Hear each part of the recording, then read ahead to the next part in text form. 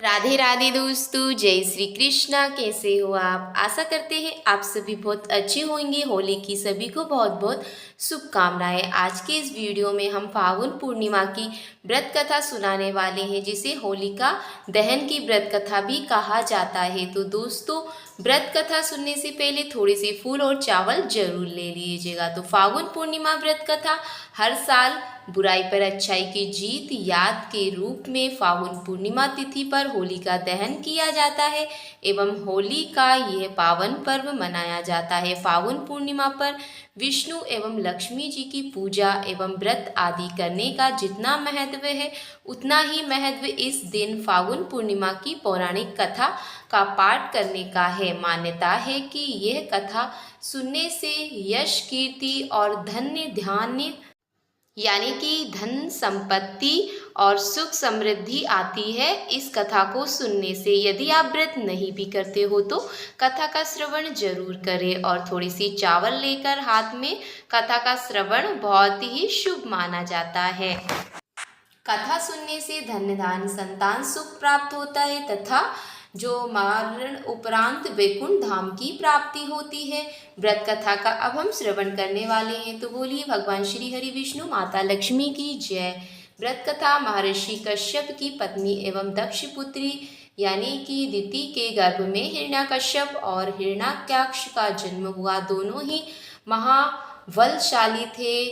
फलस्वरूप देवताओं को पराजित करके दोनों भाइयों ने स्वर्ग पर अपना अधिकार कर लिया। उनके अत्याचार से देवलोक में हाहाकार मच गया। भगवान विष्णु ने वाराह अवतार लेकर हिरण्याकश्यप का वध किया। अपने भाई की मृत्यु से कुष्ठ हिरण्याकश्यप भगवान विष्णु को अपना शत्रु मान बैठा और उसने प्रतिशोध लेने के लिए भगवान ब्रह्मा जी की तपस्या करने लगा। उधर हिरण्याकश्यप की अनुपस्थिति में देवताओं ने दैत्यों पर आक्रमण कर दिया और स्वर्ग पर पुनः अपना अधिकार प्राप्त किया। हिरण्याकश्यप की पत्नी कयादु उस समय गर्भवती थी, जिसे देवराज इंद्र ने बंदी बना लिया। वो कयादु को लेकर अमरावती जा रहे थे। तभी मार्ग में उन्हें देव ऋषि नारद मिल गए। नारद जी इंद्र के साथ कयादु को लेकर बोले, देवराज आप इसे लेकर कहाँ जा रहे हैं?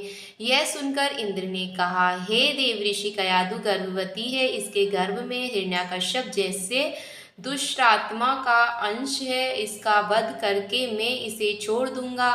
इस पर देवऋषि नारद बोले कि इसके गर्भ में तो श्री नारायण का परम भक्त है, अतः इसे छोड़ दो। इंद्र नारद मुनीष की यह बात सुनकर देवराज ने कयादु को छोड़ दिया। देवऋषि नारद हिरण्याकश्यप की पत्नी को अपने आश्रम ले गए और बोले कि बेटी, जब तक हिरण्याकश्यप की तपस्या पूरी नहीं हो जाती तुम निश्चित होकर यहीं रहो।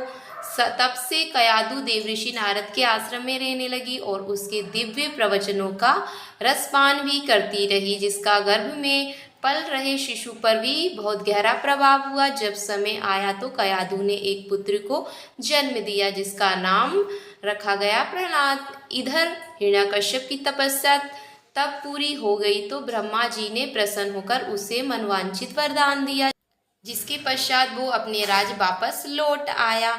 तो देव ऋषि नारद जी कयादु प्रहलाद को लेकर अपने पति के पास चली आई। प्रहलाद जब थोड़े बड़े हुए तो एक श्रेष्ठ गुरु के मार्गदर्शन में उसकी शिक्षा का प्रबंध किया गया। एक दिन जब हिरण्याकश्यप अपने समस्त मंत्रियों के साथ बैठे हुए थे, तभी प्रहलाद अपने गुरु के साथ वहां आए और पिता को यानी कि कृतज्ञता पूर्वक प्रणाम किया। ये देखकर हिरण्याकश्यप अति प्रसन्न हुआ और बोला, वत्स प्रहलाद, तुमने अब तक की शिक्षा के दौरान कौन सी सबसे अच्छी बात सीखी है, मुझे बताओ। ये सुनकर प्रहलाद ने कहा कि पिता श्री, मैंने अब तक जो सबसे ये सुना है यानी कि भगवान श्री हरि विष्णु का नाम सीखा है। आश्चर्यचकित होकर बोला कि पुत्र बताओ, तुम्हें ये उपदेश, ये शिक्षा किसने दी? प्रहलाद बोले कि हृदय में स्थित भगवान विष्णु ही तो संपूर्ण संसार में उपदेश है, उनके अतिरिक्त कोई किसी को कुछ नहीं सिखा सकता है। यह सुनकर हिरण्याकश्यप क्रोध से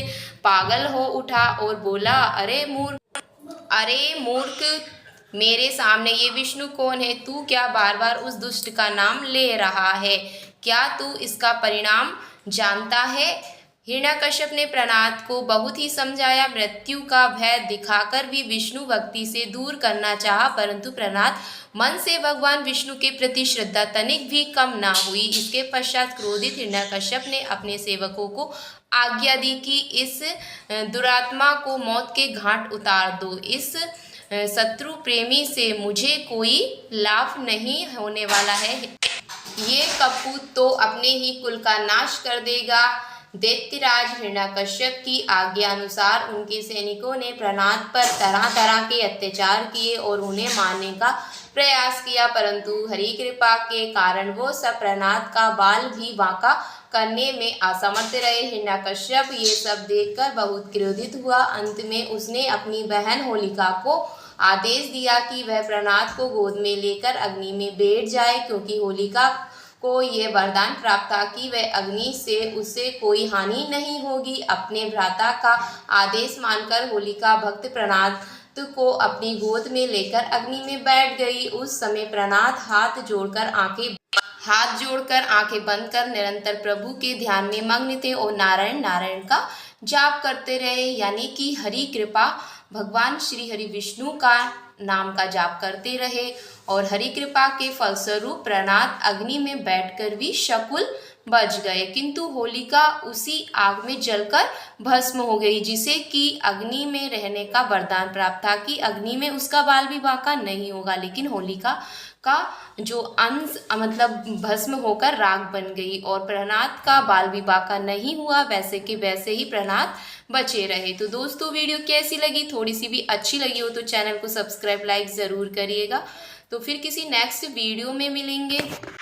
जो हाथ में चावल और फूल लिए थे आपने भगवान श्री हरि विष्णु और माता लक्ष्मी की प्रतिमा के सामने, आपको उनको वहीं पर समर्पित कर देना है। तो फिर किसी नेक्स्ट वीडियो मिलेंगे, तब तक के लिए राधे राधे, जय श्री कृष्णा।